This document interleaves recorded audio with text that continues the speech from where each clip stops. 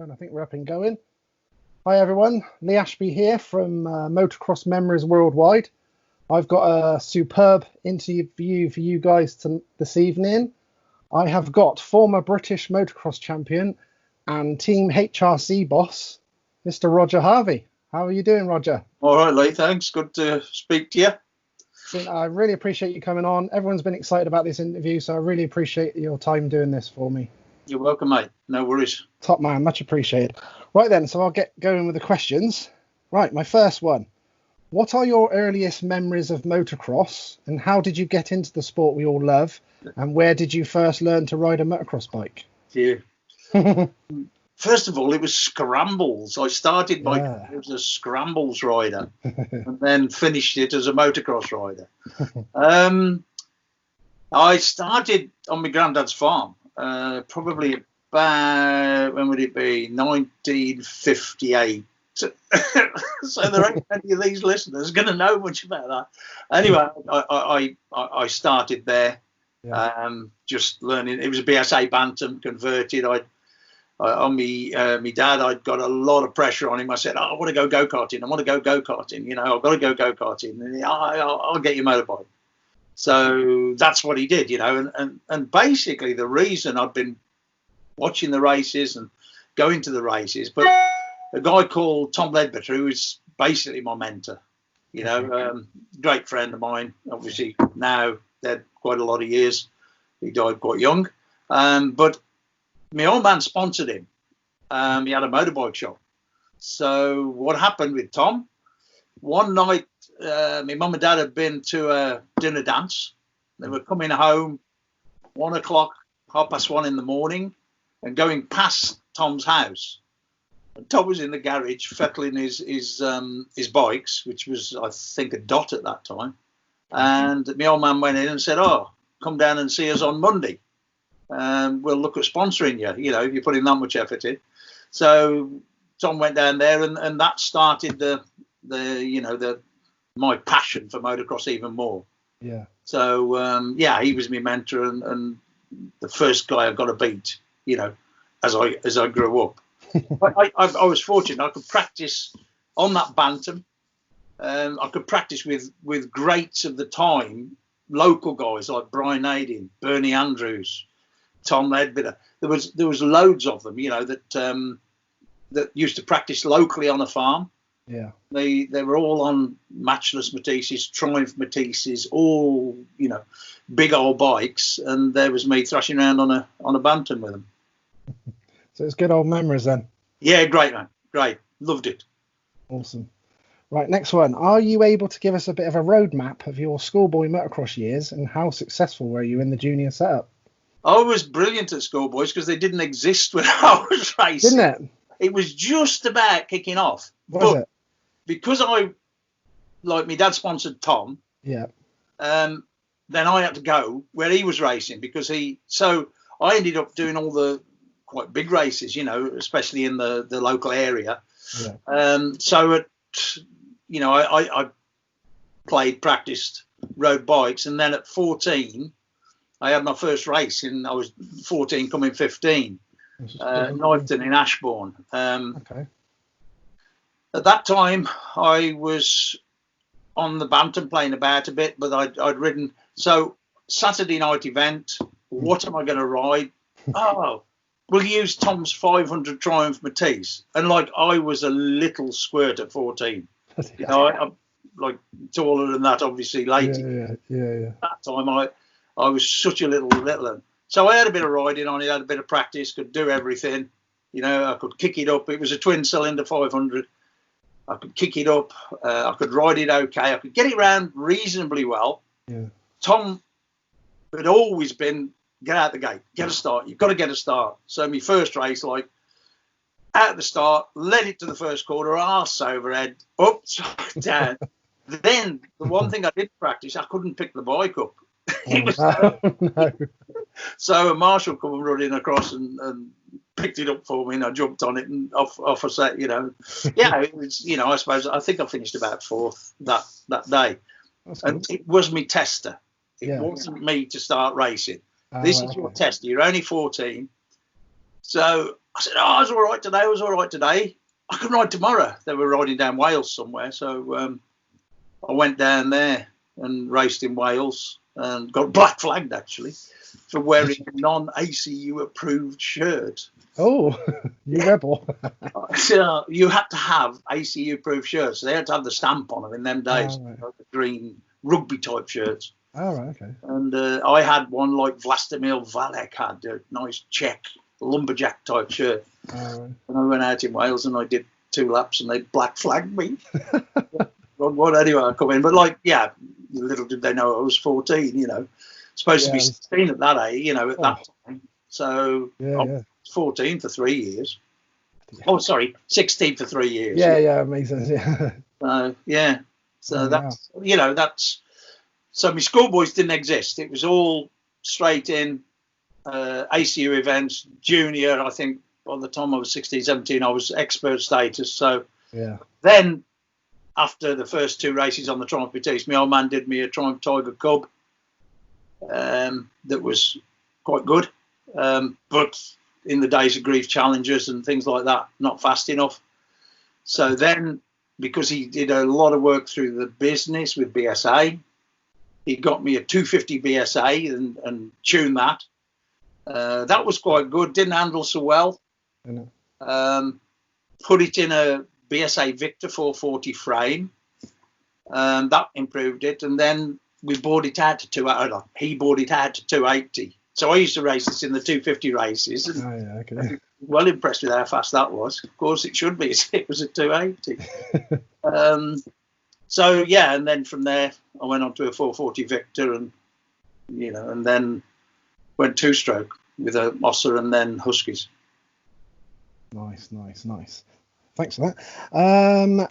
As a schoolboy, obviously you said that you were, Adult. 16 for 3 years. Yeah, adult, sorry, cough. What was your favourite track when you first started riding? And then did that change much, obviously, when you went pro to the British Championships or GPs? What was your favourite track then as well? The thing is, what's local to me, quite local, my local track is Halston. How was it? I hated the bloody place. I absolutely hated the place. Bit rough.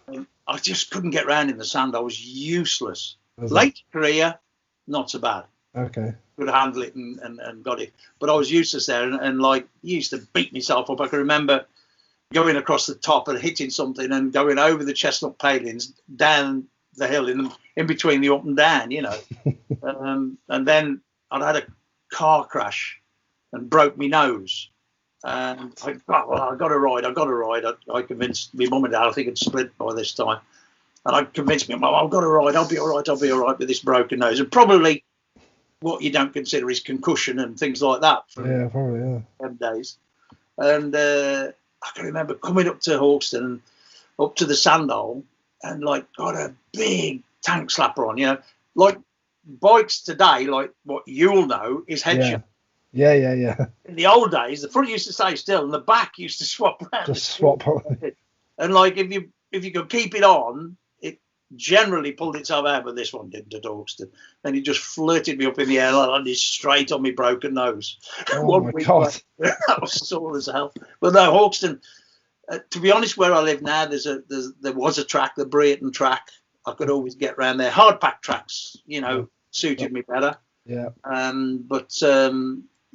The Brereton has good memories for me. You know, it's just at the back of my house here. It's all gone now. That was, they had 2 big ACU events there, and I was fortunate enough to win them. And that was enjoyable. But I practiced around there for years and years and years, so I knew it like the back of my hand. Oh, so that was ideal then. Yeah, well, Thorpe come there. He come down on the Kawasaki, and we were jumping across a ditch. Yeah. I was across the brook, actually, and Thorpe saw what we were doing and thought, right, I'm having some of that. Yeah. And he went the biggest pissing you ever did see. And he actually bought the photo of somebody who had it. And did he? Yeah, but what he didn't know is the night before, Tom Ledbetter and myself, we'd made a shovel space wide. Oh, and the lip. Oh, yeah. Kept the grass nice, looking good, and tucked a bit of dirt underneath it. and that'd just give you enough lift to get across the brook. I see. But we didn't tell Thorpe. He's gone somewhere else on that little part of the track, and it's not worked. Yeah, he's seen us getting across it and thought, oh yeah, that's easy. Yeah. Yeah, I think he knows. I know quite well, so we've had the crack about it. That's brilliant. That's a great story. Okay, next one. What riders did you look up to and idolise when you were young, and why?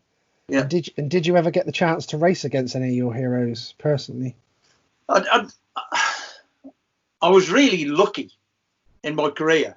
Yeah. I started off with the back end of the likes of Bickers, Smithy, Arthur Lampkin, Sid Lampkin, Martin Lampkin when he was racing motocross.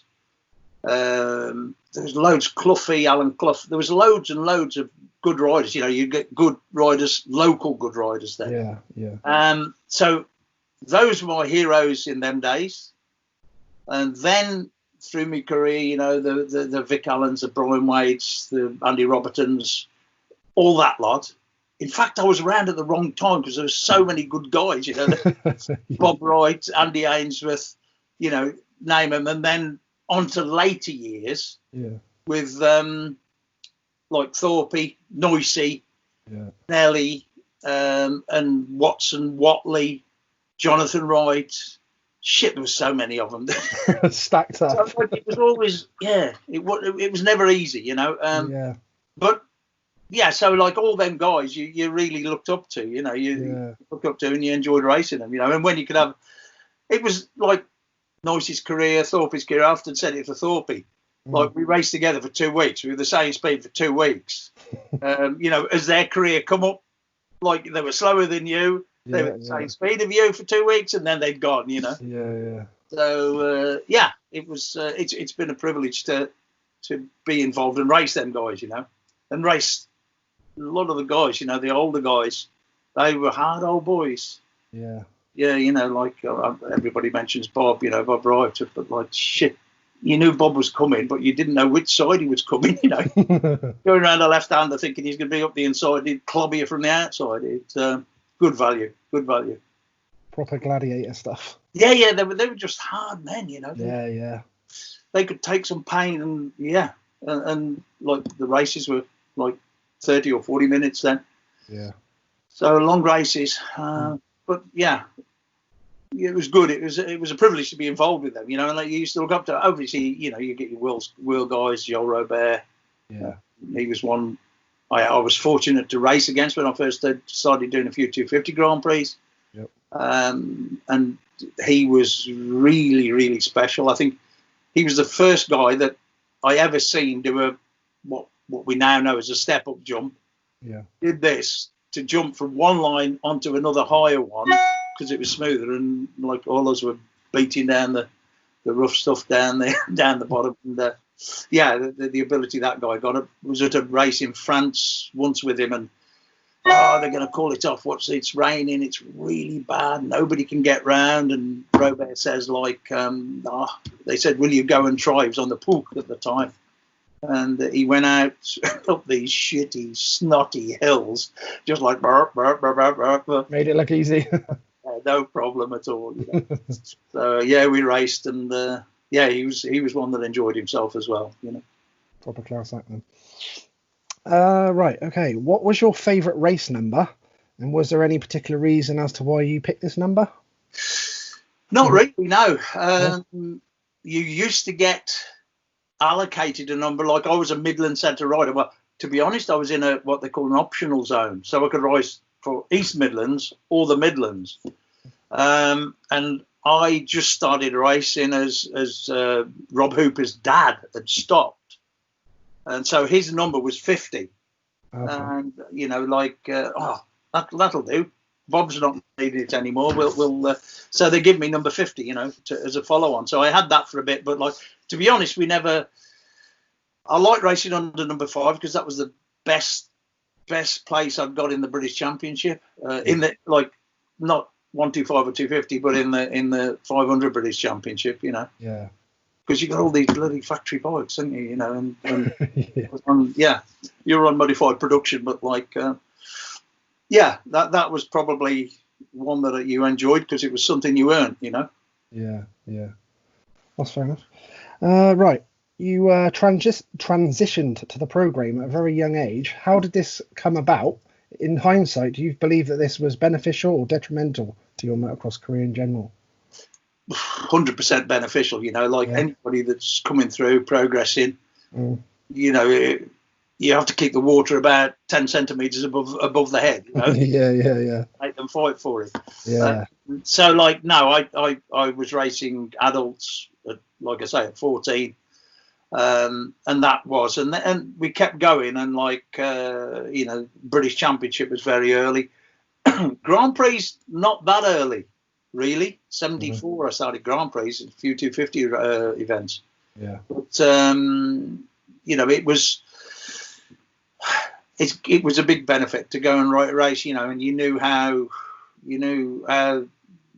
what you got to do. You knew how hard these guys were. You knew where you got to be.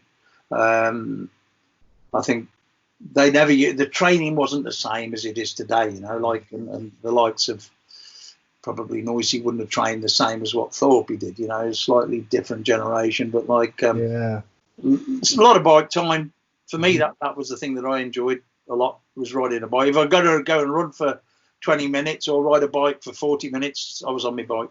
Yeah. Motorbike, that is, not push bike. Yeah.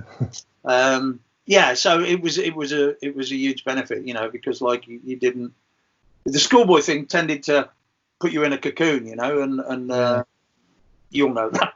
Yeah. Could win there, and then you often had it when they came out. The schoolboys came out into the adults. They'd think, "What the hell has hit us?" You know, and of course we didn't give them an easy time. No. You know, when Noisy came in, although Noisy was fast and that, you never give him an easy time. Thorpe just the same. You've got to keep them down. Yeah. Oh, they're coming, so you just got to give them as hard a time as possible. So you just keep them banged into the ground, you know, as much as you can. So yeah, but them sort of guys, you know, that natural ability that's so fast, so quick, they pushed their way through and they did it. Like Noisy was one with just no respect for any like Vic Allen, who was winning everything, no respect at all. Just get on. I'm coming. I'm doing it. Yeah. It was quite interesting to see it all develop. I think Noisy, once I passed him, because he would go down in his early career quite a bit. I passed him 4 or 5 times while he was on the floor at Halston, British Championship. Yeah. And he was on the floor, and one of the times I passed him, he must have been about 20 metres away from his bike on the downhill. And he still beat me. He still beat me. Just pick it up and come like hell again, you know. He was good value. Did you enjoy racing with him? Yeah, of course. But, you know, like I say, I was in the same race. You know, you wouldn't say you raced with him. But, like, we had a few dudes, you know, like I had one nearly beat him. He passed me on the last lap with a broken toe. He hit a post. But, like, you know, you have your dues with these guys, like I had to do with Thorpe, you know, and it was good, you know, it was good value. It was really cool that you had a couple of 2 or 3 really good eras of riders that you raced with us. It was, and there was my career was like 19 years I raced for, but they were all different, you know, Banksy, Dave Nicol, Kurt Nicol, all these guys, you know, you race with sometimes father and son like that. Yeah. And like, I can remember Dave Nicol saying to Kurt, you know, you just watch what that old sod says to you, you know, because Kurt was glued to the fuel tank when he first came out of the Schoolboys. Couldn't sit anywhere except for on top of the fuel tank. And of course I was dropping to you, how do you get round like that, you know, and just to get in his head a little psychological bit. Yeah. But he's old man now, he knew what it was. So you mentioned a Lampkin as well. Was that anything to the relation of Dougie Lampkin, the trails rider? Yeah. Oh, right. Okay. That was Arthur was the stalwart. He was the early one. Yeah. Sid was Arthur's brother, and Dougie. Yeah. Dougie rode motocross before he ever went to trials. Oh, right. Okay. In trials at the same time. Yeah. Like, and Malcolm Rathmell, also so good riders. Yeah. You know, they'd be on 4-inch wide piece of dirt, and whereas a motocrosser, you just couldn't get anywhere near it because you haven't got the throttle control they've got. Yeah. But he was. Ducky was a hell of a rider. Rode the under-21 British Championship, you know. Oh, right, okay. He was hot in that. He was really good on a Husky. Really? Yeah, very good. Because obviously when I was racing Schoolboy, you'd go and rush out to get the TMX paper on a Friday to see your results and your pictures and all that. And obviously he was always in there for the trials, winning the World Championship, etc. Him and Rathmore, they won everything. But they were both like superb motocross riders or scramble riders, whatever. I didn't know that. Oh, yeah. Unbelievable. Good guys. You know, they would have been good World Championship contenders, you know, for motocross if they chose that route, you know. But they both chose trials route, and they were at the top of the World Championship in that as well. Yeah, bloody hell. Top guys and motorcyclists. Right, next one. What style of tracks did you least favour during your pro career and why? And can you give us some examples of these type of tracks? I can give you anywhere. Go off the ferry from Dover to Calais and turn left. I didn't mind going straight on down France, but shit, when I had a manager, a great guy called Dave Smith. Okay. Smithy was good value. And he was rider manager for a number of riders. Okay. And I used to threaten him. I used to say, Smithy, never, ever send me to the Netherlands or Belgium. In the deep, deep sand, like Lommel. Like jumps. Yeah. You know, like you go in the bottom of them and you can just see out the top of them. That deep, and that yellow sand that comes through. You know, you go through the blacky browny sand, and then the bits of yellow start coming up, and you know you're getting deeper. And tracks seemed a lot looser then. Yeah. Than what we see now, you know, because I think they've all been compressed by being worked with heavy machinery on them over years. But like I used to hate them meetings. Anything in the sand, I was useless. I could get round it, but like harder pack tracks, France, UK hard tracks, Corsham, Farley Castle, I hated. I just couldn't get round there because I couldn't get round it. Yeah. Never ever could get round Farley. Oh, right. But like, you know, the harder pack tracks, you know, Ling, strangely enough, Ling was sand track. I could half reasonable get around that. But the deep sand tracks of the Netherlands and Belgium, bloody nightmare. We didn't have mobile phones and that then, you know. I can remember saying to Smithy, why have you said? I said, sand means holiday. Book it in Spain. We don't want to go there again. Don't want to race in it. No. So did you do Western much then? Western was all right. I didn't do the first one in '83. Okay. I did the second one, which I won. Willie Simpson won the first one. And that was all right. That's a different race. That was a different race because Smithy, this rider manager, he was the organizer, promoter there, you know. And you got to come to Reston. But in, I think, '83, we were doing Supercross in Australia, me and Paul Hunt.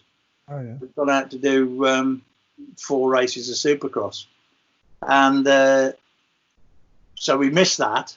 Then the second year, I did it in '84. And, won it that year. But, like, what helped me was I knew a lot of people, not a lot of riders. And so when you're queuing up in all them massive queues for them dudes, you could just hit somebody on the back wheel. And they go, oh, half. Hey, up, come on. Thank you. All right, thank you. All right, that helped as well then. Massively, that did. Yeah. But, it was all right. It was a 3-hour race. Good fun. That's what I enjoy. I've enjoyed riding motorbikes all the way through. Yeah. And never lost that, you know, like Western type events. Used to love them, you know. Oh, right, that was good. So I've done it a lot of times. Not, I think, I did it '84, and then I wrecked myself in '85, and that was career end. So that was it. But I've done it a few times since, you know. Right, okay. You like that? I was surprised you like that one.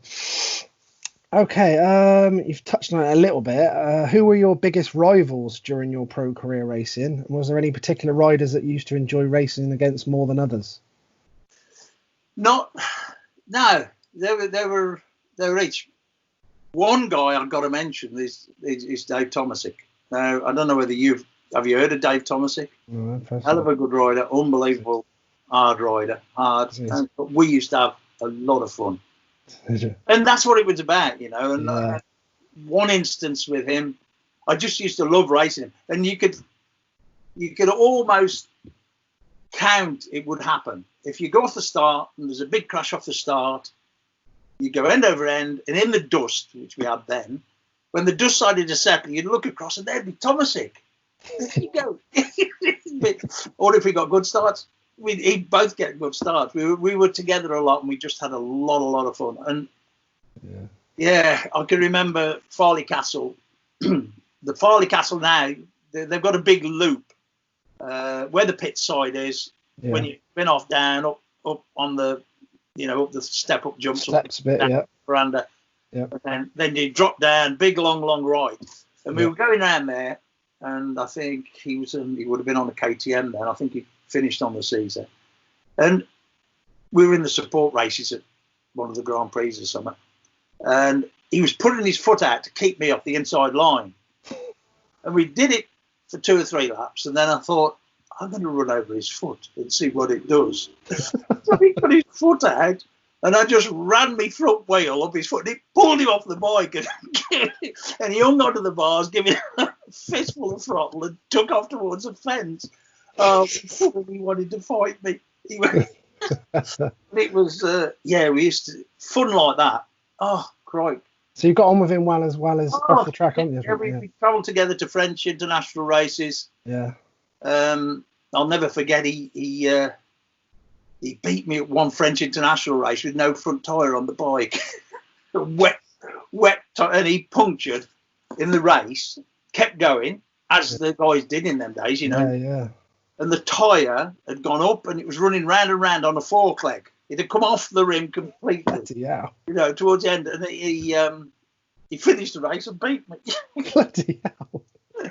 But yeah, things like that, So he was always that guy that you always just seemed to just come together with. Together, we just ended with it, like we were at Curden Park near Preston, British Championship, and we were it was a knee deep in crap day. It was really, really deep, and we were going around, and I got quite a reasonable start, and obviously he'd been down and what's it did, and then coming into the finish flag, really, or he was probably just the lap before that I saw him, and I saw him 150 yards, 200 yards in front of me. I thought, shit, I've got to catch him. And I couldn't catch him because I wanted to lap him. I couldn't catch him until he went, there was just a little chicane across a roadway and then down this straight for 50 yards and finish. And as he come out this, he stalled the bike across this roadway, this little chicane, he stalled the bike. So I come into the same road, hit the back wheel and landed alongside of him.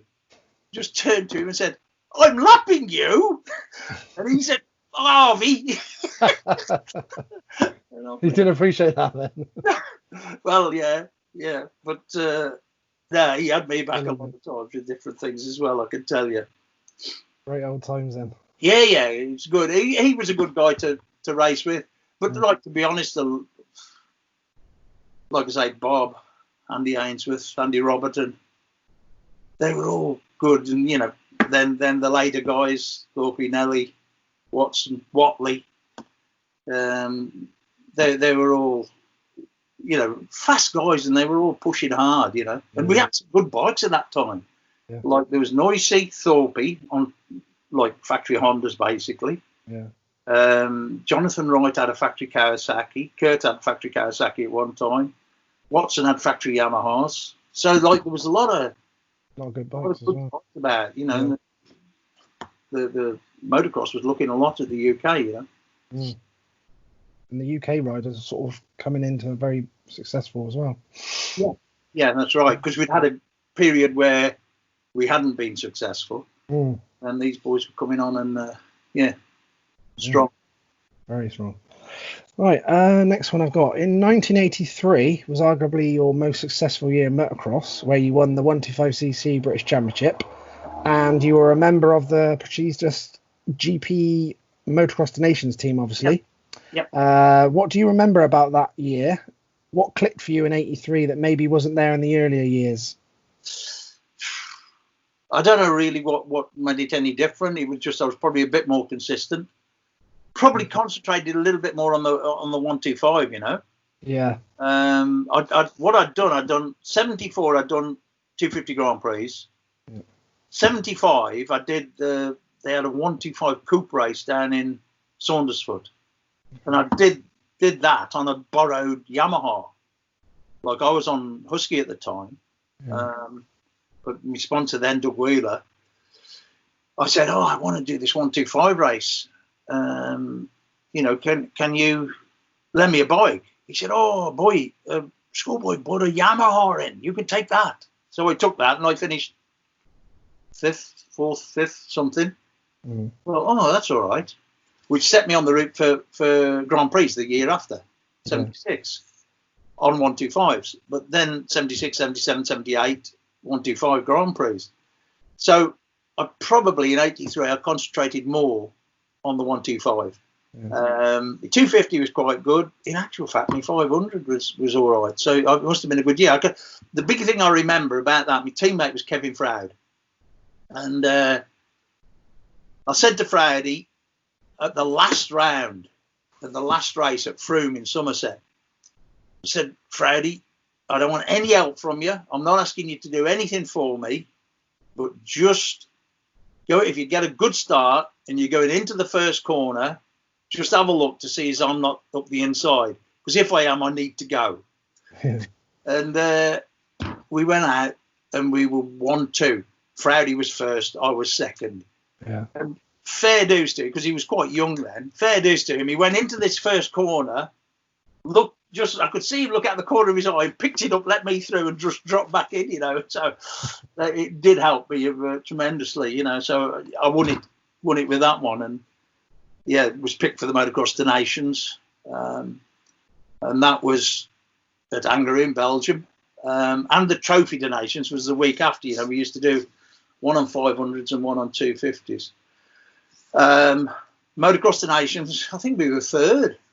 Me, Thorpe, Watson and Watley. And then the Trophy to Nations, we were on the fourth or fifth or something like that, you know. Pretty disappointed that we weren't on the podium again, because we should have been. Yeah. So, yeah, I don't know what clicked. It just worked out good for me that year, you know. I didn't put no more effort in than I had all the other years, but I suppose that's how a championship comes to you, you know. Yeah, for sure. My next question was actually about the Western Beach race, but we covered that now, so that's good that you won that and everything. Yeah, right. I've got. There was a motocross tale apparently that you were the recipient of a secret signal from a marshal in the tricky sandhole section at Hawkstone Park, which allowed you to hit the blind crest at full speed. How true was this, and how did that come about? Yeah, it's true. Bit of digging. yeah, you've done well to find that out. Frank, it was. I knew all the marshals. Okay. I needed the marshals to be my mates, because if we all went down in a big ruck, I needed to be the first one picked up and sent on his way. You know what I mean? Sounds like Western. It happened on several occasions, just because I'd spend the time with them, you know. Yeah, okay, yeah. And like, if in them days we had to pick a peg out the hat, start place, a lot of the time. So like when the pegs come round, one would turn to face me, and I'll take that one then, shall I? It'd be a good peg. And things, just because I was like, go and spend a bit of time with them, you know. And Frank, he was when he was fitter. Later years he wasn't so fit, so he's on the gate to let you out, but. Early days, he was on the sandhole, coming into the sandhole at Halston. Okay. And I'd been down to see him, and I just said to him, Frank, I said, look, it's difficult coming up to here, and you're waving your flag. Because he used to get in the track, you know, he used to get in the track and wave it like this. I said, it's difficult to know where to go. Yeah. So what I need you to do for me is you wave your flag in the same way, but just point one way or the other. And I know I can go off that side without danger of landing on anybody. And like, fair enough, Frank was stood there in the middle and said, "Way we going, go that way." So, like, you know, and you brilliant. Plan it off that bit. Yeah. But like another one at Halston. That's really cool. Yeah. I finished, those are 5th in the British Championship, and which then the start at Halston was extreme right. Like, so the first race of the year was Halston Park. So the one thing I was guaranteed, to the gate the first time, I would go in 5th place. So I knew exactly what T-bar I had. Because they'd all go 1, 2, 3, 4, 5. Yeah. So what we did, we went there to ride a trial in the winter, and got a mate there with me, and we used to know how Doddy used to do the start, what his procedure was, you know, you look out the back, and then he'd step forward and stamp on the peg. So you got used to the routine. Yeah, well, we did, yeah.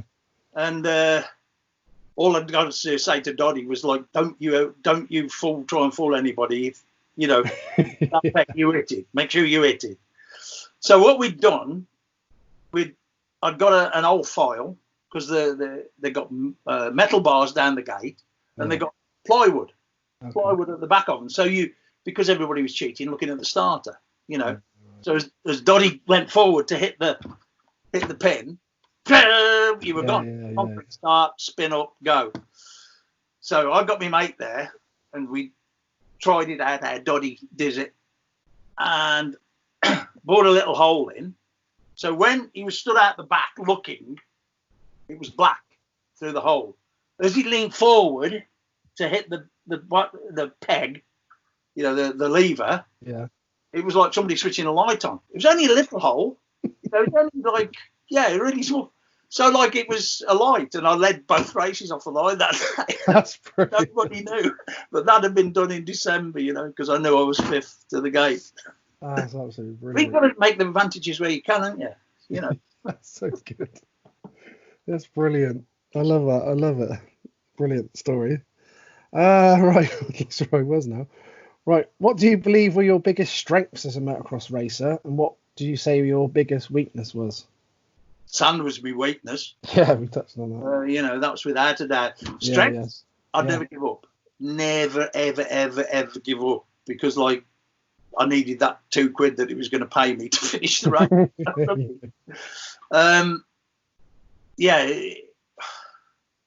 I'd never give up. I went through phases on starts. If I'd been in a big pile-up off a start, I was shit starting for ages. I'd lost all confidence. So then I used to start on the edge, normally the inside edge, and if it was inside the first corner. So if I could get to the first corner, I'd just run straight into the middle of the track and take everybody wide if I could. But if not, at least I knew I could brake right, turn, and get out tight, you know, without too much of a melee. So my starts were up and down. Sometimes they were brilliant, sometimes they were shit, you know. But I suppose your determination to never, never, ever give up, you know. Even like last lap, you might just might roll your way that you can get a few places, and the money was important, you know, because that was my job, you know. Job. Plenty of motivation there. Yeah. What was your most memorable race of your career? Is there a particular race meeting that sticks in your mind more than any other for a reason? No. Obviously winning the British Championship, that was nice. Froome, I used to get around there okay. Western, I used to feel happy that I was able to win Western once. Yeah. But like now, to be honest, I just enjoyed the sand races. I didn't enjoy Belgium and all of that so much, and I started to enjoy Halston towards the end of my career, quite a lot, you know. So I suppose the one race I just mentioned it earlier was when I had to do with Noisy on the full factory Honda. I think it was 79, and he was on full factory Honda. We were at Corsham, Uda Road there as a schoolboy a lot.